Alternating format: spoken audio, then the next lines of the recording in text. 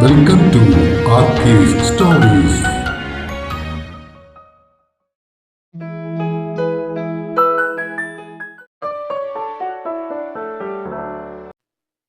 കാന്താരിക്കൊരു കല്യാണം ഭാഗം 9.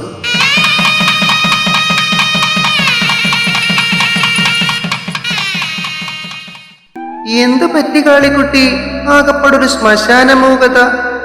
ഉച്ചക്ക് വന്നപ്പോ തൊട്ടുള്ള ഇരിപ്പാണല്ലോ, ആ ഫോണിലേക്ക് നോക്കി മുഖവും കയറ്റിപ്പിടിച്ച്. ട്രെക്കിങ്ങും കഴിഞ്ഞ് തിരികെ എത്തി ലഞ്ചിന് ശേഷം റൂമിൽ വിശ്രമിക്കുന്നതിനിടയിലാണ് ഷൈനിയുടെ കളിയാക്കിയുള്ള ചോദ്യം. ഷൈനിയുടെ ഫോണിൽ നിന്നും തന്റെ ഫോണിലേക്ക് അയച്ച സൂര്യന്റെ ഫോട്ടോസ് നോക്കിയിരിക്കുകയായിരുന്നു ദാമി. റൂമിലെ ഡ്രസ്സിംഗ് ടേബിളിലുള്ള കണ്ണാടിയിൽ നോക്കി മുടി ചീകുന്നതിനിടയിൽ ഷൈനി ദാമിയെ ആ കണ്ണാടിയിൽ കൂടെ വീണ്ടും ഒന്ന് നോക്കി. ചോദ്യം കേട്ട ദാമി മുഖമുയർത്തി അവളെ ഒന്ന് നോക്കിയിട്ട് വീണ്ടും ഫോണിലേക്ക് മുഖം താഴ്ത്തിയത് കണ്ട് ഷൈനിയുടെ ചുണ്ടിന്റെ അറ്റത്ത് ഒരു ചിരി വിരിഞ്ഞു. ചീപ്പ് ടേബിളിലേക്ക് ഇട്ടതിന് ശേഷം അവൾ കട്ടിലിൽ കയറി ദാമിയുടെ അടുത്തേക്കിരുന്നു. എന്താ മോളെ പ്രശ്നം? അവന്റെ കൂടെ മറ്റു പെൺപിള്ളേർ നിൽക്കുന്നത് കണ്ടിട്ട് നിനക്ക് സഹിക്കുന്നില്ലേ? പിന്നെ അവന്റെ കൂടെ ആര് നിന്നാ എനിക്കെന്താ? ചുണ്ടൊന്ന് ഇടത്തേക്ക് കോട്ടി മുഖത്ത് പുച്ഛം വിതറിക്കൊണ്ടവൾ പറയുന്നത് കേട്ട് ഷൈനി അവളുടെ മുഖത്തേക്ക് സൂക്ഷിച്ചൊന്ന് നോക്കി. നീ അതൊന്നും എന്റെ മുഖത്തേക്ക് നോക്കിയിട്ട് പറഞ്ഞേ. ഒന്ന് പോയേ ഷൈനി, ഞാൻ അതൊന്നുമല്ല ആലോചിച്ചത്. പിന്നെ ഇവനൊക്കെ ഇത്രയും ദൂരം ഇങ്ങനെ ബുള്ളറ്റ് സഞ്ചരിക്കാൻ തലക്ക് വല്ല ഭ്രാന്തുണ്ടോ എന്ന് ആലോചിക്കുകയായിരുന്നു. ആന്നോ? ഇപ്പൊ ഓക്കെ. ഇല്ലേ പിള്ളച്ചൻ നുണ പറയുകയാണെന്ന് പറഞ്ഞേനെ. ചിരി കടിച്ചമർത്തി ഷൈനി പറയുന്നത് കേട്ട് മുഖം കൂർപ്പിച്ച് ദാമി അവളെ നോക്കി. ഞാനൊരു സത്യം പറഞ്ഞാ നിനക്ക് വിഷമൊന്നും തോന്നരുത്. ഷൈനി പറഞ്ഞത് കേട്ട് ദാമി ചോദ്യഭാവത്തിൽ പുരികങ്ങൾ ഉയർത്തി. നിന്റെ ഈ വസന്ത പിടിച്ചതുപോലുള്ള ഇരിപ്പ് കാണുമ്പോ വായുനോട്ടത്തിന്റെ ഗുണത്തെക്കുറിച്ചാ ഞാൻ ആലോചിക്കുന്നത്. No tension, no feelings, only happy. ശരിയല്ലേ? അവൾ പറഞ്ഞത് ശരിവെക്കും പോലെ ദാമി ഒന്ന് ചിരിച്ചു. പക്ഷെ പെട്ട് കഴിഞ്ഞിട്ട് പിന്നെ പറഞ്ഞിട്ട് കാര്യമില്ലല്ലോ മോളെ. അറിയാതെ ദാമിയുടെ വായിൽ നിന്നും വീണ വാക്കുകൾ കേട്ട് അത്ഭുതത്തോടെ കണ്ണുകൾ മിഴിച്ച് ഷൈനി അവളെ നോക്കി. എന്തോന്ന് അപ്പന്റെ മോളിപ്പോ പറഞ്ഞേ? പെട്ടോ കുഞ്ഞേ? അവളുടെ മുഖത്തേക്ക് ചൊഴിഞ്ഞു നോക്കിക്കൊണ്ട് ഷൈനി ചോദിച്ചത് കേട്ട് അവൾക്ക് മുഖം കൊടുക്കാതെ ദാമി തലയിണയിലേക്ക് മുഖം പൂഴ്ത്തി. പോയേ പോയേ. അവളെ കുത്തി എഴുന്നേൽപ്പിക്കാൻ നോക്കിയ ഷൈനിയുടെ കൈകൾ തട്ടി മാറ്റിക്കൊണ്ട് ദാമി പറയുന്നതിനിടയിൽ കതകിലാരോ മുട്ടുന്നത് കേട്ട് അവർ വാതിൽക്കലേക്ക് നോക്കി. എഴുന്നേറ്റ് കതക് തുറന്ന ഷൈനി വാതിൽക്കൽ നിന്നിരുന്ന നവീനെ കണ്ട് പുരികങ്ങൾ ഉയർത്തി അവനെ നോക്കി. അതെ, നമുക്ക് വാട്ടർ പോളോ കളിക്കാം. നിങ്ങളുടെ ടീമിൽ ഇപ്പൊ 6 പേരില്ലേ? ഓക്കെ ആന്നേ, എല്ലാവരും താഴെ പൂളിലേക്ക് വാ. അവൻ പറഞ്ഞത് കേട്ട് ഷൈനി തിരിഞ്ഞ് കട്ടിലിരിക്കുകയായിരുന്ന ദാമിയെ നോക്കി. കട്ടിലിരുന്ന ദാമി തലയാട്ടുന്നത് കണ്ട് ഷൈനി തിരിഞ്ഞ് നവീനോട് പറഞ്ഞു, മറ്റുള്ളവരോടും കൂടി ചോദിച്ചിട്ട് എല്ലാവരും ഉണ്ടെങ്കിൽ ഞങ്ങളും വരാം. പൂളിലെ കുളിയും ഭക്ഷണവും ചെറിയ തോതിലുള്ള വീശലും കഴിഞ്ഞ് എല്ലാവരും അവരവരുടെ റൂമുകളിലേക്ക് പിരിയുമ്പോൾ രാത്രി 11 മണി കഴിഞ്ഞിരുന്നു. റൂമിലെത്തിയ ഉടനെ ഷൈനി എയർപോർട്ട് കാതിലേക്ക് തിരികെ പാട്ടുകൾ കേൾക്കാൻ തുടങ്ങിയപ്പോൾ ദാമി തന്റെ ഫോൺ എടുത്തു നോക്കി. വീട്ടിൽ നിന്നും അച്ഛന്റെ 2 മിസ്ഡ് കോളുകൾ കണ്ട് അവൾ ഫോണും എടുത്ത് ബാൽക്കണിയിലേക്ക് നീങ്ങി. ബാൽക്കണിയിൽ നിന്നും നോക്കുമ്പോൾ കോട്ടേജിന് ചുറ്റും വാം ലൈറ്റിൽ കുളിച്ചു നിൽക്കുന്ന പൂമരങ്ങളും ചെടികളും മനോഹരമായ ഒരു കാഴ്ചയായിരുന്നു. അങ്ങേ തലക്കൽ ഫോൺ കണക്ട് ആകുന്ന ശബ്ദം കേട്ട് അവൾ അച്ഛന്റെ ശബ്ദത്തിനായി കാതോർത്തു. ആ മോളു. എന്താ അച്ഛേ വിളിച്ചേ? ഞങ്ങൾ പൂളിലായിരുന്നു, ഇപ്പോഴാ കോൾ കണ്ടത്. ആ മോളു, നമ്മുടെ ധനുക്കുട്ടനെ ഒരു ആലോചന വന്നിട്ടുണ്ട്. ആ കാര്യം പറയാനാ നിന്നെ വിളിച്ചത്. ആണോ? എവിടുന്നാ? അത് കേട്ടതും അവളുടെ മനസ്സിൽ നിറഞ്ഞ സന്തോഷം വാക്കുകളിലും പ്രതിഫലിച്ചു. വേറെ ആരുമല്ല, നമ്മുടെ സൂര്യന്റെ അനിയത്തിക്കുട്ടിയാ ആ നീലാംബരി. എന്താ മോളുടെ അഭിപ്രായം? നിലയോ? അത്ഭുതത്തെക്കാളേറെ ആഹ്ലാദത്തോടെ അവൾ ചോദിച്ചു. അതെ. അച്ഛൻ നില നല്ല കുട്ടിയല്ലേ? ധനുട്ടിന് നന്നായി ചേരും. അവന്റെ സ്വഭാവം സൂര്യയെ പോലെ തന്നെയാ. നിലയാകട്ടെ എന്നെ പോലെയും. രണ്ടും കൂടി നല്ല ചേർച്ചയായിരിക്കും. നിങ്ങളെ പോലെ തന്നെ അല്ലേ മോളു? സന്തോഷത്തോടെ അച്ഛൻ അപ്പുറത്തു നിന്നും പറഞ്ഞത് കേട്ട് അവളുടെ മുഖം മങ്ങി. പതിഞ്ഞ ശബ്ദത്തിൽ അവൾ ഒന്ന് മൂളി. പിന്നെ വേറൊരു കാര്യം കൂടി ഉണ്ട് മോളു. മിണ്ടാപ്പൂച്ചയെ പോലെ ഇരുന്ന നമ്മുടെ ധനു ആ കൊച്ചുമായിട്ട് ഇഷ്ടത്തിലായിരുന്നു അത്രേ. ഏ സത്യം? ഈയുടെ കള്ള. എന്നിട്ട് അവൻ എനിക്കൊരു സൂചന പോലും തന്നില്ല. പിടിച്ചോളാം ഞാൻ അവനെ.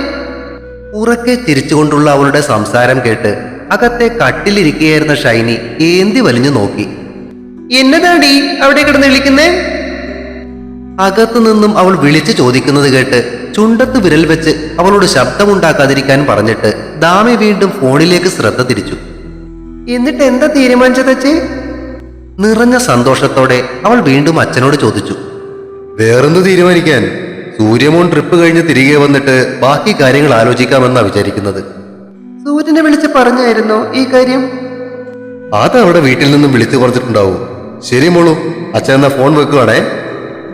അപ്പുറത്ത് ഫോൺ കട്ടായതും സന്തോഷത്തോടെ അവൾ മുറിക്കകത്തേക്ക് ഓടി. ചിരിച്ചുകൊണ്ട് ഓടി പാഞ്ഞു ചെന്ന് കട്ടിലേക്ക് ചാടി കയറി ഷൈനിയുടെ ഇരു കവിളുകളിലും പിടിച്ചൊന്ന് വലിച്ചു വിട്ടിട്ട് ആ കവിളിൽ അവൾ ഉമ്മ വെച്ചു. എന്നതാടി ഇത്? ഇളകിയോ അതോ സൂര്യൻ വിളിച്ചോ? അവളുടെ ആ സന്തോഷം കണ്ട് കാതിൽ നിന്നും ഇയർപോഡ് ഊരി മാറ്റിയിട്ട് ഷൈനി ചോദിച്ചു. അല്ല മോളെ, ധനുട്ടന്റെ കല്യാണം തീരുമാനിച്ചു നിലയുമായിട്ട്. സന്തോഷം നിറഞ്ഞ മുഖത്തോടെ കണ്ണുകൾ വിടർത്തി പറയുന്നവളെ കണ്ട് ഷൈനിയുടെ മനസ്സും നിറഞ്ഞു. ഏ ഈ നിലയെന്ന് പറഞ്ഞത് സൂര്യന്റെ അനിയത്തിയില്ലേടി? തിളങ്ങുന്ന മുഖത്തോടെ ദാമി തലയാട്ടി. അടിപൊളി. എന്നിട്ട് കാര്യങ്ങളൊക്കെ തീരുമാനിച്ചോ? ഇല്ലടി, ലുട്ടാപ്പ് തിരികെ വന്നിട്ട് വേണം ബാക്കി കാര്യങ്ങളൊക്കെ തീരുമാനിക്കാനെന്നാ അച്ഛൻ പറഞ്ഞത്. ഞാനെന്തായാലും അവനൊന്ന് വിളിക്കട്ടെ. സന്തോഷത്തോടെ ഫോണെടുത്ത് സൂര്യനെ വിളിക്കാൻ തുടങ്ങിയ അവളുടെ വിരലുകൾ മെല്ലെയാകുന്നതും മുഖത്ത് സങ്കോചം തെളിയുന്നതും ഷൈനി കൗതുകത്തോടെ നോക്കിയിരുന്നു. എന്നെ പറ്റി നിന്റെ ഫ്യൂസ് പോയോ? സൂര്യന്റെ നമ്പറും എടുത്ത് അതിലേക്കും നോക്കി ആലോചിച്ചിരിക്കുന്ന ദാമിയോട് ഷൈനി ചോദിച്ചു. അല്ലടി, ഈ കാര്യം അവന് പറഞ്ഞിട്ടുണ്ടാവില്ലേ?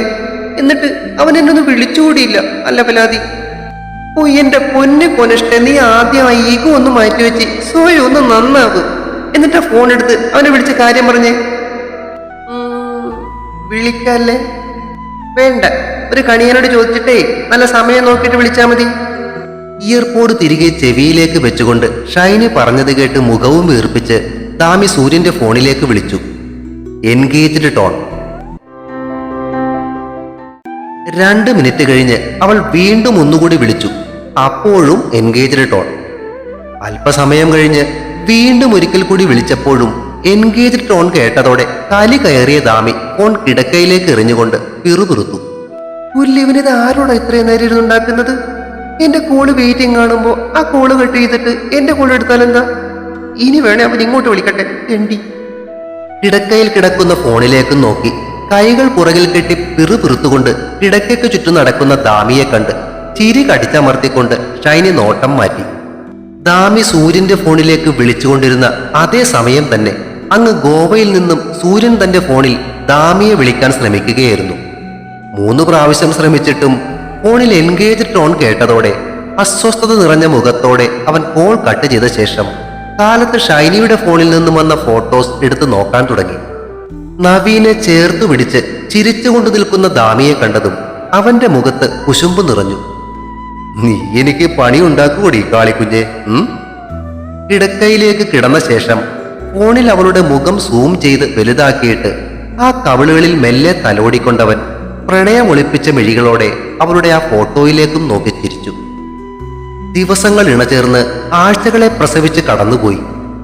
പരസ്പരം വിളിക്കാറില്ലെങ്കിലും ഷൈനിയുടെ ഫോണിൽ കൂടി ദാമിയും സൂര്യനും പരസ്പരം സംവാദിച്ചുകൊണ്ടിരുന്നു. പക്ഷെ വാട്സാപ്പ് വഴി അയക്കുന്ന ഫോട്ടോകളും മെസ്സേജുകളുമെല്ലാം രണ്ടുപേരുടെയും മനസ്സിന്റെ ആ മനോഹാരിതയും വിശാലതയുമൊക്കെ വെളിവാക്കുന്ന തരത്തിലുള്ളവ തന്നെയായിരുന്നു.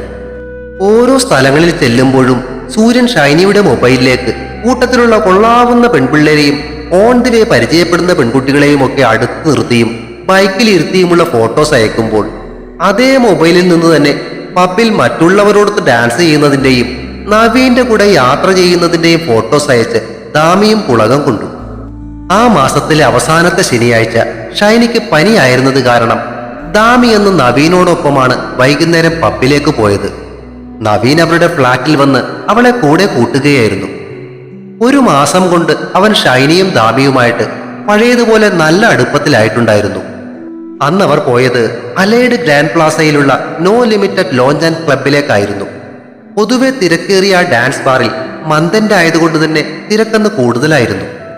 DJ സ്നേക്കിന്റെ SGയും വീക്കെൻഡിന്റെ ബ്ലൈൻഡിംഗ് ലൈറ്റ്സും മ്യൂസിക് ഡാൻസ് ഫ്ലോറിലേക്ക് ഒഴുകിയെത്തിയപ്പോൾ അതിനൊത്ത് ചുവടുകൾ വെക്കുന്നതിനിടയിൽ നവീൻ കൊണ്ടുവന്നു കൊടുത്ത മൊജീത്തോ ഷോട്ട്സ് അവസാനം കോക്ടെയിൽ ഷോട്ട്സായി മാറിയതറിയാതെ ദാമി അവനോടൊപ്പം നൃത്തം ചെയ്തുകൊണ്ടിരുന്നു. ഒടുവിൽ കാലുകൾ കുഴഞ്ഞു തുടങ്ങിയപ്പോൾ ഡാൻസ് നിർത്താൻ അവൾ ശ്രമിച്ചെങ്കിലും അരക്കെട്ടിൽ അമർന്ന നവീന്റെ കൈകൾ അതിനനുവദിക്കാതെ അവളെ ചേർത്തു പിടിച്ച് ഡാൻസ് ഫ്ലോറിൽ നിന്നും സൈഡിലുള്ള ഭിത്തിയുടെ മറവിലേക്ക് മാറ്റി നിർത്തി. പിൻകഴുത്തിലിഴയുന്ന അവന്റെ മീശരോമങ്ങൾ അവളിൽ അസ്വസ്ഥത സൃഷ്ടിച്ചപ്പോൾ അവൾ കൈകൾ ഉയർത്തി അവനെ തള്ളി മാറ്റാൻ ശ്രമിച്ചെങ്കിലും അവളെ ഒന്നുകൂടി ചേർത്തു പിടിച്ച് 2 കവിളുകളിലും മുഖമുരസുകയാണ് അവൻ ചെയ്തത്. നോ. ബലം നഷ്ടപ്പെട്ടു തുടങ്ങിയ ശരീരം കൊണ്ട് അവൾ പ്രതിരോധിക്കാൻ ശ്രമിച്ചു. ഡാൻസ് ഫ്ലോറിലെ തിരക്കിലും ശബ്ദത്തിലും മറ്റാരും ശ്രദ്ധിക്കാതെ അവളുടെ 2 കൈകളും തന്റെ വലത് കൈയിലൊതുക്കി പുറകിലേക്ക് പിടിച്ചു വെച്ചിട്ട് ഇടത് കൈയാൽ അവളുടെ താടി ഉയർത്തി ചെവിയിലേക്ക് അവൻ ചുണ്ടുകൾ ചേർത്തു. Just one kiss, baby. കാതിൽ മുഴങ്ങിയ ശബ്ദത്തിന്റെ ഈർഷ്യയിൽ മുഖം വെട്ടിച്ചുകൊണ്ട് അവൾ കുതറി. No Naveen, just leave me. കുഴഞ്ഞു തുടങ്ങിയ നാവുകൊണ്ട് അവൾ പറയാൻ ശ്രമിച്ചു. Hey, just stay calm. അല്പം കൂടി ബലം പ്രയോഗിച്ച് അവളെ അടക്കി നിർത്തിക്കൊണ്ട് അവൻ പറഞ്ഞു. No you bloody. അവശേഷിച്ച ശക്തി സമാഹരിച്ച് കുഴഞ്ഞ ശബ്ദത്തോടെ പറഞ്ഞുകൊണ്ട് അവൾ അവനെ തള്ളി മാറ്റി. നിൽക്കടി പുല്ല് അവിടെ. ഇത്ര നാളും കൂടെ നടന്നെന്നെ കൊതിപ്പിച്ചിട്ട് ദീപ വെറുതെ ഷോ ഇറക്കല്ലേ. അവളുടെ കയ്യിൽ പിടിച്ചു വലിച്ച് തന്റെ ദേഹത്തേക്ക് ഇട്ടുകൊണ്ട് അവൻ മുരണ്ടു. വീട്ടിൽ ധനുഷുമായി അടികൂടുമ്പോൾ പ്രയോഗിക്കാറുള്ള അതേ തന്ത്രം തന്നെ അവൾ ഇവിടെയും പ്രയോഗിച്ചു. അവളുടെ കൈകൾ പിടിച്ചു വെച്ച അവന്റെ കയ്യിൽ ആഞ്ഞൊരു കടി. വേദനയോടെ അവൻ കൈ കുടഞ്ഞ നിമിഷം അവളുടെ വലത് കൈ അവന്റെ കരണത്ത് ആഞ്ഞു പതിച്ചു. അടി കൊണ്ട് 1 നിമിഷം പകച്ചു നിന്ന അവന്റെ പിടിയിൽ നിന്നും രക്ഷപ്പെട്ട് ഇടറിയ കാലുകളോടെ തിരിഞ്ഞോടാൻ ശ്രമിച്ച അവൾ ആരുടെയോ ദേഹത്തു തട്ടി താഴേക്ക് വീഴാൻ പോയി. കരുത്തുറ്റ ഒരു കൈ അവളെ വീഴാതെ താങ്ങി മുകളിലേക്ക് ഉയർത്തി. വീണ്ടും അവളെ പിടിക്കാൻ അടുത്തേക്ക് എത്തിയ നവീൻ ശക്തമായ ഒരു ചവിട്ടുകൊണ്ട് വയറു പൊത്തി താഴേക്ക് വീണുപോയി.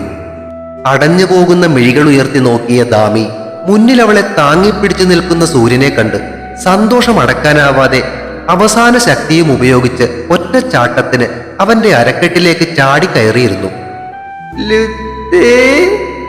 കുഴഞ്ഞു പോകുന്ന നാവ് ഉയർത്തി അവൾ അവനെ വിളിച്ചു. താഴേക്ക് വീഴാതെ അവളെ വട്ടം താങ്ങിപ്പിടിച്ച അവന്റെ ചുണ്ടുകളിലേക്ക് അവൾ അടുത്ത നിമിഷം മുഖം താഴ്ത്തി അമർത്തി ചുംബിച്ചു. ഓ, എന്തോന്നൊക്കെയാടി ഈ വലിച്ചു കയറ്റിയിരിക്കുന്നേ. അവളുടെ മുഖം തള്ളി മാറ്റിയിട്ട് അവൻ പറഞ്ഞത് കേട്ട് ഫോൺ തെറ്റിയാടുന്ന തലയും ഇളക്കി അവൾ ഇളിച്ചു. ഈ അടുത്ത നിമിഷം ചിറകൊടിഞ്ഞ കിനാവ് പോലെ ബോധം കെട്ട അവൾ അവന്റെ തോളിലേക്ക് തൂങ്ങി. കുട്ടികളെ എടുക്കുന്നത് പോലെ അവളെ തോളത്തിരുത്തിക്കൊണ്ട് അവൻ നവീന്റെ മുന്നിലേക്ക് ചെന്നു. ചവിട്ടുകൊണ്ടുള്ള വേദനയിൽ അപ്പോഴും വയറും പൊത്തിപ്പിടിച്ച് ഭിത്തിയിലേക്ക് ചാരിയിരിക്കുകയായിരുന്ന അവന്റെ മുന്നിലേക്ക് അല്പം ഒന്ന് കുനിഞ്ഞിട്ട് സൂര്യൻ കാലുകൊണ്ട് അവന്റെ താടി മുകളിലേക്ക് ഉയർത്തി. കോപ്പേ, പണ്ട് പലരും പറഞ്ഞിട്ടുള്ളത് പോലെ ഒരു പെണ്ണ് നോ എന്ന് പറഞ്ഞാൽ അതിനർത്ഥം നോ എന്ന് തന്നെയാ. ഇനി മേലാല് ഇവളുടെ അടുത്തെങ്ങാനും നിന്റെ നിഴല് പോലും കണ്ടുപോകരുത്, കേട്ടോടാ. കാലുകൊണ്ട് അവന്റെ കഴുത്തിൽ മെല്ലെ ഒന്ന് അമർത്തിയിട്ട് അവൻ ദാമിയെയും തോളിലിട്ട് അവിടെ നിന്നും നടന്നു. കോളിംഗ് ബെൽ അടിക്കുന്ന ശബ്ദം കേട്ട് മരുന്ന് കഴിച്ച് കിടക്കുകയായിരുന്ന ഷൈനി കട്ടിലിൽ നിന്നും എഴുന്നേറ്റ് ചെന്ന് വാതിൽ തുറന്നു.